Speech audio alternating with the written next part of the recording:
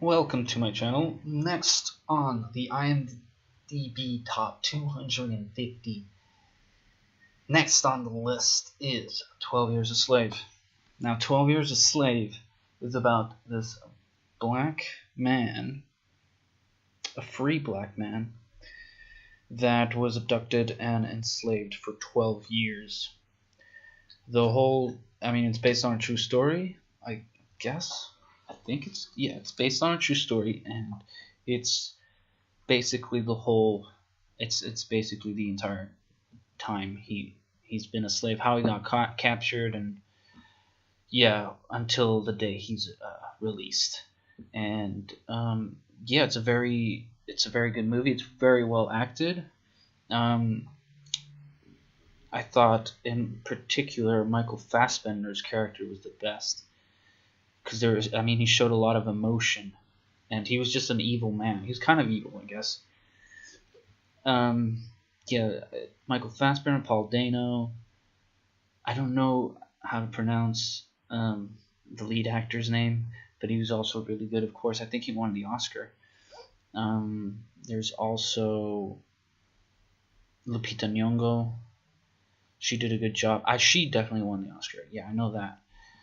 She did a good job. Yeah, it's basically set back when there was still slavery in some certain areas, and it's set on a cotton plantation, and it just shows how brutal it was to be black back then, and just basically barely eat and just work like 18 hours straight in the sun picking up cotton. But it's a pretty straightforward movie. It's just based on the acting alone, I'd say it's really good, and I would recommend it to for people to watch it. Brad Pitt is also in it. His character was more like, he was more of a cameo. He was in the movie for about 5 minutes. But he does play a vital role in the movie. Benedict Cumberbatch was also in the film for a while. I think he was the first master of the lead, and then he was sold, or he was taken away to another plantation by another master, who is Michael Fassbender,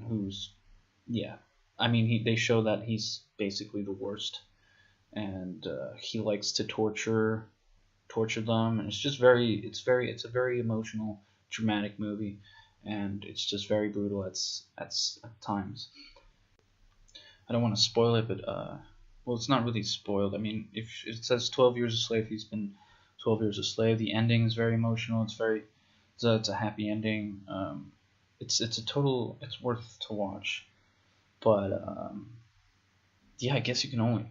It's one of those movies that you can watch once. That is really good, but you can only watch once, and maybe once every 5 years or something. I'd give it. I'd give it an 8 out of 10 for sure. It's definitely the best slave type movie I've ever watched. I enjoyed it a lot. Because he's basically just trying to escape in a way, or be freed again, and just there's always a hiccup. There's always something that stops him or prevents him from getting out, and it's kind of like, you want him to survive, and you want him to be free again, and he's just trying and trying and trying, but there's always a halt in that process, but it's in a good way, not like in an irritating way. But just the acting alone, especially Michael Fassbender, I thought was just terrific. Thanks for listening to this review, and I hope you subscribe.